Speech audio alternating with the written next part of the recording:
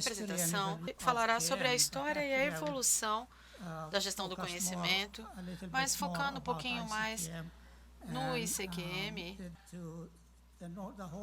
Se a gente pudesse olhar para trás um pouquinho e ver toda a noção de conhecimento, não é, de gestão do conhecimento, o que é, como começou, e as primeiras coisas que vêm na nossa mente, nas nossas mentes, sobre todas as atividades que fazemos diariamente, a gente respira gestão do conhecimento. Tudo que fazemos, as decisões que tomamos na vida, precisamos de informações, de dados. Nós estamos sempre engajados nesse tipo de coisa, mas algumas vezes tem atividades que são programadas e mais ativas e, historicamente, talvez, quando os artefatos foram criados, na época, não é?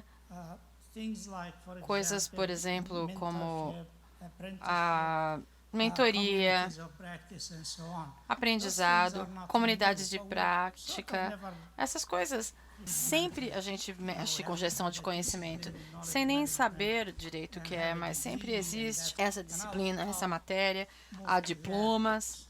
Às vezes é difícil encontrar isso na educação. Nós fizemos muito progresso, mas ainda tem um caminho longo para ser trilhado, para se criar uma consciência sobre o que exatamente é a gestão do conhecimento.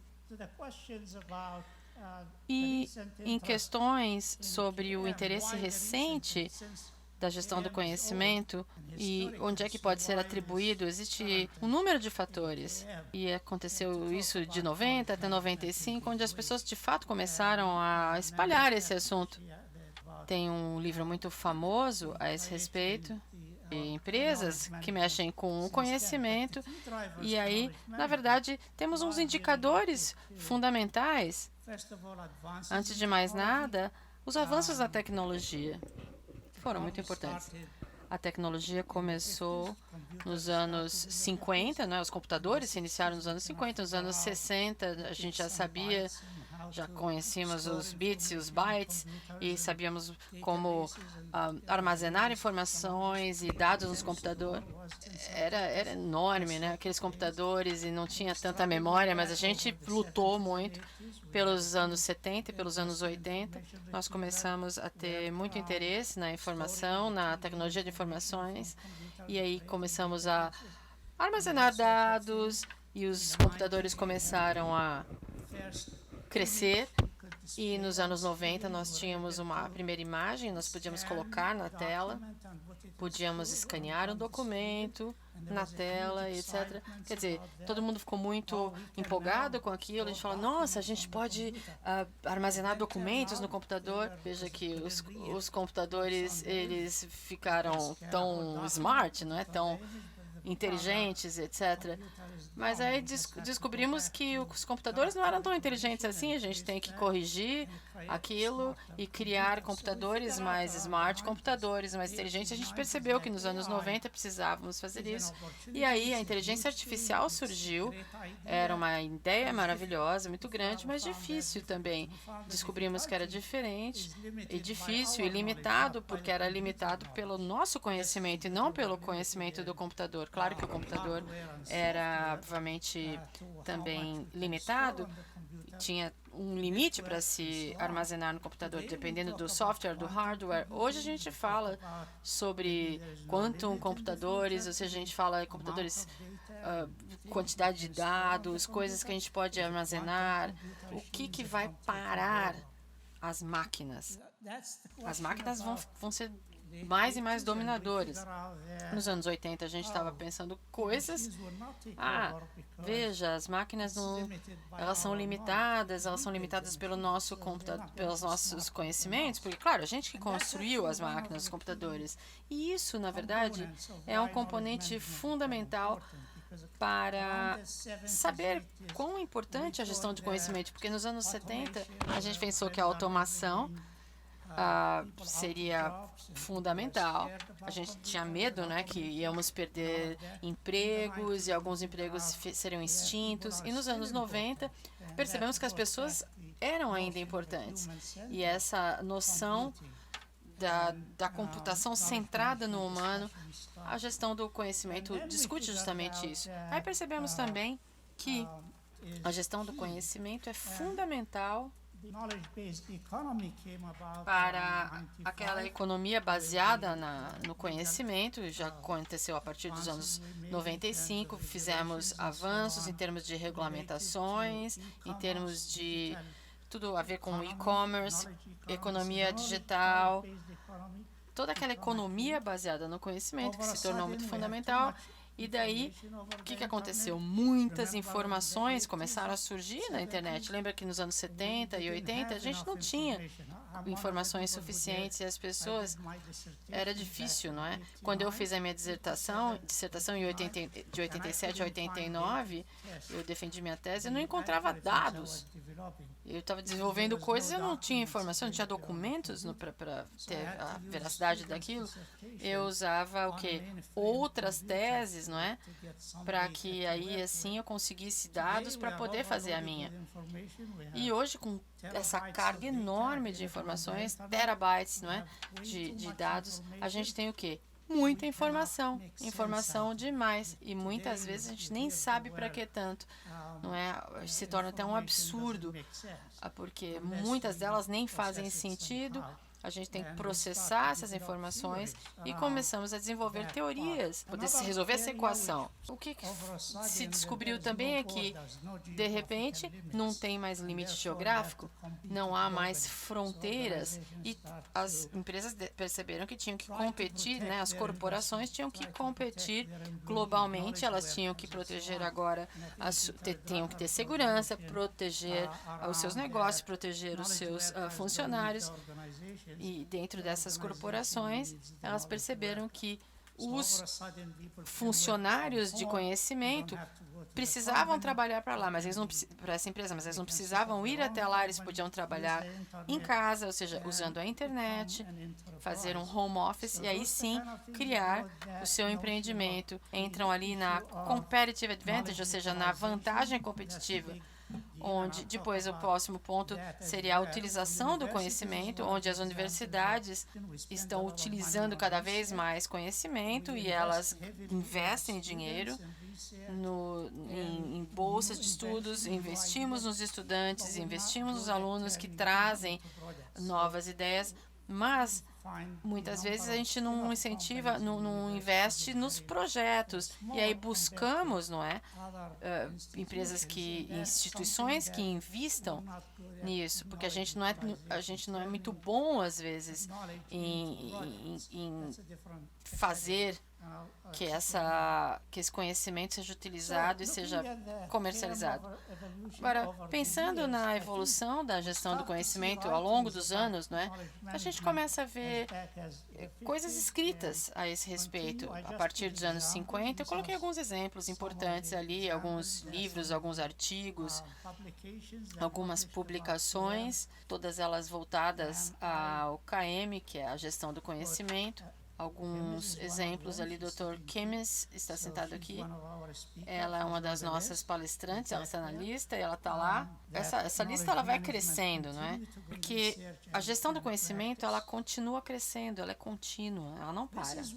Aqui é onde o negócio fica difícil. Eu não vou dar uma definição do que é a gestão do conhecimento, porque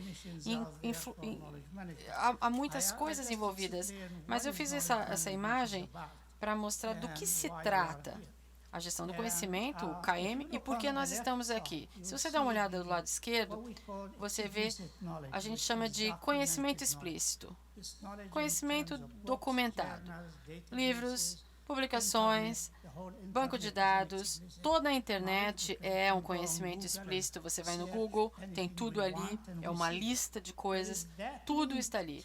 Isso é linkado ali embaixo, né, que se diz conhecimento implícito. A gente não fala muito de conhecimento implícito, mas é o tipo de conhecimento que está ali entre o tácito e o explícito.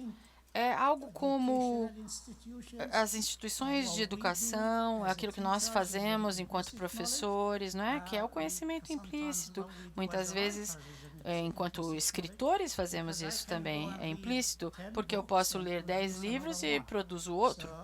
Isso é implícito. Eu estou o quê?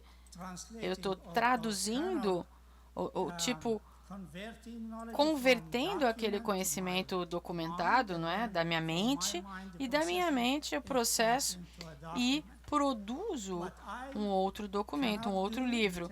Mas em termos de documentação, eu não posso fazer ali à direita, que é o conhecimento tácito, que são competências, que são capacidades, que são as coisas que você aprende fazendo. Nadar. Eu não posso ler um manual e pular na piscina e saber. Você não pode ler um manual de como andar de bicicleta e aí pular na bicicleta e andar. Não, inicialmente alguém precisa te treinar, você pode olhar, aprender e aí sair fazendo. Existem coisas que são difíceis de ser codificadas, são difíceis de ser convertidas em documentação e isso nos traz essa coisa do aprendizado através de mentoria, não é? Aquele primeiro slide. Historicamente, aquele tipo de conhecimento que historicamente as pessoas aprendem uns com os outros a observar. Geralmente os alunos eles querem ser como o mestre, eles querem ser o futuro mestre, não é? Eu sempre queria ser um professor. Eu sentava perto do professor porque eu queria ser melhor que aquele professor. Eu queria ser um mestre também. E eu queria o quê? Eu queria aprender pelo meu professor, pelo meu mestre, porque eu queria ser como ele ou melhor do que ele. Eu sentava lá na frente. E isso é importante quando você trabalha diariamente. A gente fala training on the job, né? Que é aquele treinamento no trabalho, lá em campo. Você está ali, é difícil você sair da universidade a pumba fazer o trabalho. Não, as pessoas falam, você não sabe o que você está fazendo. Não é porque você tem um diploma que você consegue fazer o trabalho. Primeiro você tem que fazer um treinamento, não é? Uma espécie de um estágio. Aí sim você vai conseguir executar aquele trabalho. Muitas vezes você treina por muito tempo. Ou seja, é a parte do conhecimento que é difícil de ser codificada. Não dá para jogar no computador ou num livro. A gente precisa gerir. E é isso que faz com que o negócio continue. Ele é centrado no humano. Mesmo que a gente vá avançar na computação o quanto quisermos, mas é algo que tem que ser lidado. Como é que a gente treina os computadores, né, para aprenderem aquilo que a gente aprende com mentoria, com aprendizado assim do dia a dia, ou seja, fazer esse treinamento. E aí sim que podemos fazer uma conexão entre a gestão de conhecimento, quer dizer, qual é a definição? É difícil. Ela tem a ver com coisa da esquerda, da direita e do meio. São duas coisas. Se você ficar só muito à esquerda, que é a Information Management, ou seja, que é a gestão da informação, e a direita seria, sim, a gestão do conhecimento. Não exatamente, não é tão... Tudo é gestão do conhecimento, porque todos os tipos de conhecimento são incluídos ali e como é que eles serão gerenciados. Muitas vezes, veja, engenharia de computação, ciência da computação, tudo isso tem a ver. E eu posso chegar... O que eu diria aqui, por exemplo, o que não é gestão do conhecimento per se, porque há muitos assuntos ali. Muitas vezes eles são, mas não conseguem fazer a gestão do conhecimento. Eu listei aqui o que a gestão do conhecimento não é. Gestão da informação, gestão do documento, etc. Agora, eu posso dizer que é um interplay, não é? É uma intersecção dessas coisas todas. Pessoas, tecnologia, processos, informações, tudo isso, nós temos ali, essa interseção forma o KM, que é a gestão do conhecimento. Isso é interessante, eu gosto dessa pirâmide, porque por que a gente usa, né? É uma pirâmide de utilização do conhecimento e exemplifica muito facilmente, em termos simples, não é? Veja, ali embaixo, o investimento que a organização faz, as decisões que nós fazemos no nosso dia a dia. Nós gastamos muito dinheiro em infraestrutura, é compreensível. Precisamos de computadores, precisamos de networks, precisamos de tudo, de roads, precisamos de tantas coisas, precisamos de infraestrutura para funcionar. Claro. E acima disso, nós precisamos do quê? Nós precisamos de banco de dados, nós precisamos da aquisição de informação, nós precisamos da internet para fazer e-commerce, a gente precisa de software, a gente precisa de todas essas coisas para funcionar como essa segunda camada. Aí sim, gastamos muito dinheiro aí. É fácil justificar, né, para o seu gestor falar, olha, eu preciso de um novo computador porque o meu computador não funciona bem mais.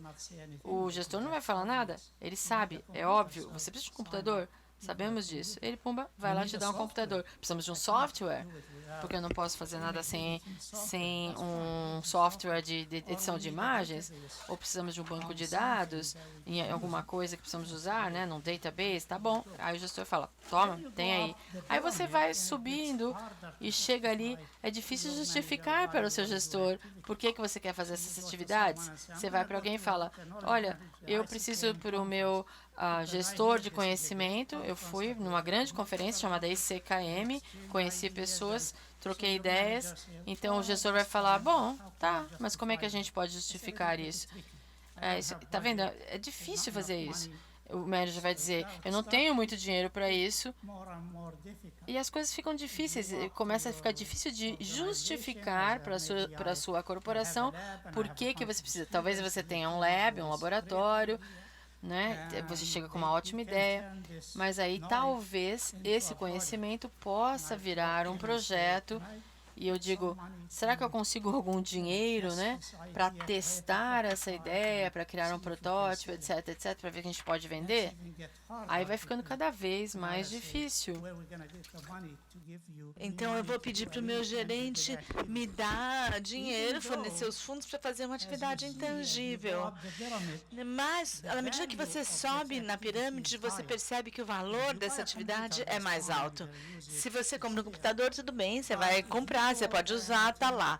Mas se você vai participar de uma conferência ou prototipar algo, então o investimento pode ser muito grande e a organização em geral não gasta muito dinheiro em atividades intangíveis, tipo de coisas relacionadas com um componente tácito do conhecimento.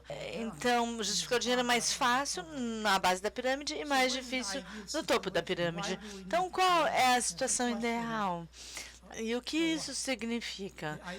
Por que nós precisamos de knowledge management? Talvez nós não precisemos de uma pirâmide.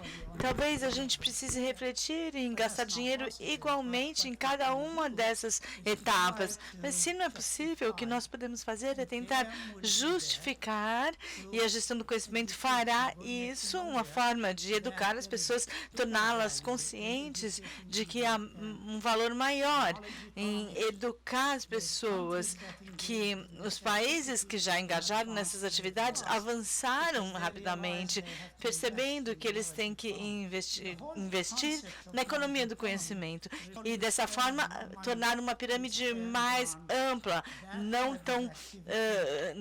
tão íngreme. Então, por exemplo, se um país quer entrar na gestão do conhecimento, na economia do conhecimento, eles podem fazer isso, mas eles precisam investir. Aqui nós temos um resumido do que é economia do conhecimento e quais as atividades que fazem parte, e noções que a gente já falou da economia do conhecimento, e percebemos que alguns países avançaram rapidamente. O conceito da industrialização, passando da uma sociedade agrária para a industrialização e depois para a sociedade da informação e depois para a sociedade do conhecimento, na maior parte dos países desenvolvidos, países industrializados, passaram por essas fases. No entanto, há uma oportunidade de outros países passarem do estado industrializado e irem direto para a economia do conhecimento, e há alguns países que já fizeram isso ao investir mais em educação. Então, a ideia do ICQM começou como uma ideia muito simples, porque percebemos que muitas pessoas na academia e aqueles que estavam na prática não falavam a mesma língua a respeito de economia do conhecimento, KM. gestão do conhecimento. Daí a gente pensou em reunir essas pessoas para que essas duas pessoas, a academia e os práticos, falassem mais. Então, assim começou as conferências do ICKM. E para fazer isso, você precisa de um tipo de plataforma na sua infraestrutura. Então, nós começamos com a Sociedade da Informação e Gestão da Informação e do Conhecimento em Singapura, em 1999. Então, essa foi a primeira conferência. Aí, depois, nós lançamos a revista de Gestão de Informação e Conhecimento, já há 18 anos. E daí, em 2004, nós começamos as conferências. Quer dizer, em 99 foi a sociedade, em 2004 foi a primeira conferência que aconteceu em Singapura. E aqui você vê cada ano e local da conferência. Fomos, portanto, para vários lugares: Singapura, North Carolina, Londres, Viena, Ohio, Joanesburgo, Hong Kong, Pittsburgh, Montreal, Osaka, a Turquia, Viena, Dallas, Vancouver e o Brasil. Nós tentamos tornar isto algo global. Aqui você vê material produzido a partir das conferências. Aqui nós temos uma biblioteca digital que fala sobre os procedimentos. Vocês podem entrar e contribuir com essa biblioteca digital. Esperamos que você o faça. E aqui nós selecionamos os melhores estudos e publicamos como um livro. Aqui você vê as capas dos livros produzidos ao longo dos anos, a partir da ICKM, que reúne alguns artigos. E a história da ICKM, então, o que a gente já fez até agora? O que eu acho, pontos importantes ligados ao KM. Então, primeira lição: o KM está vivo e está aqui. E por quê? Aqui eu queria mencionar a definição de Carl Wink, que falou que a gestão do conhecimento desapareceria em 10 anos. O segundo que eu vou mencionar é o meu professor, Tom Wilson. Na época, na universidade, eu tinha um bom relacionamento com ele. Um professor de ciência da informação bem conhecido. No livro dele, você encontra muitas teorias que ele desenvolveu com os alunos sobre a ciência da informação e o comportamento da ciência da informação. E ele sempre discutia comigo, falando que a gestão do conhecimento não significa nada, mas sim um outro nome para a gestão da informação. E a gente trabalhava junto. E em 2002, eu falei para ele: por que a gente não faz um número especial da revista?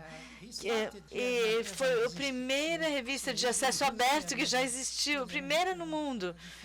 Então, nesse número especial, havia uma discussão se a gestão do conhecimento existia, se era fake, algo. E ele escreveu um artigo chamado O Nonsense do Knowledge Management, né?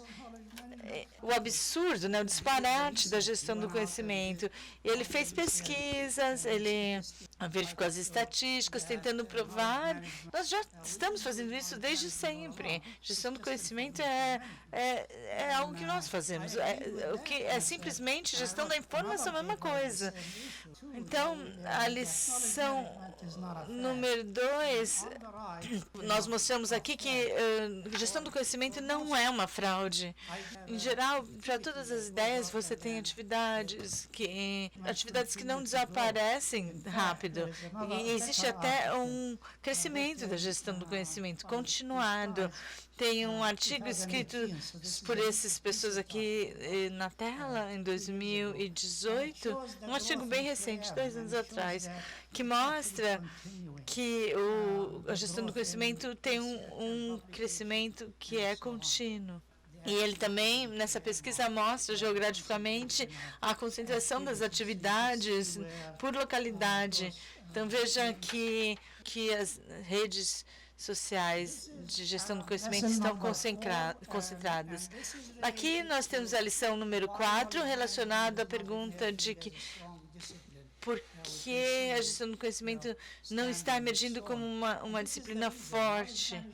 E o motivo é porque a gestão do conhecimento é uma combinação de coisas. E, então, escrevi aqui, repensando o DIKW, dada se torna informação, informação se torna conhecimento, e conhecimento se torna sabedoria nessa pirâmide. E naquela época nós fizemos um teste novamente com isso e mudamos levemente.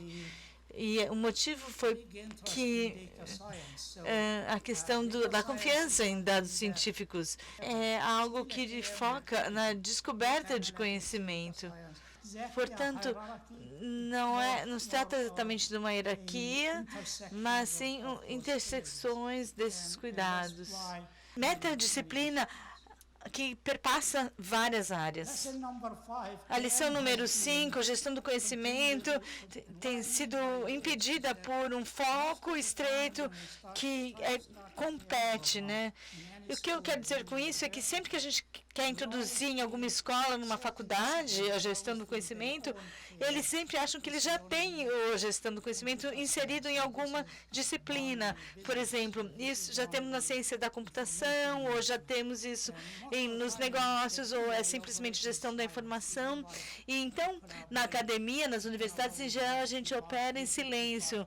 A gente não tem a abordagem rígida, departamentalizada da educação. E isso, em geral, obstrui um pouco a gestão do conhecimento, porque é uma disciplina que requer a cooperação de vários campos, é multidisciplinar. Portanto, é importante pensar na gestão do conhecimento como algo mais amplo e não somente um departamento da área, por exemplo, de business, onde nem outra área tem acesso. Podemos praticar a gestão do conhecimento na vida privada. Todos os dias nós fazemos atividades de gestão do conhecimento sem reconhecer isso. E o último slide, porque meu tempo já está acabando, eu sei disso. Esse é o meu último slide, e sobre a lição número 6. Gestão do conhecimento é uma maratona, não uma mola. Então, com isso, eu quero convidar todos vocês a virem no ICKM 2020, que vai ser em North Carolina. E já estamos abertos para receber os seus estudos. E muito obrigada a vocês.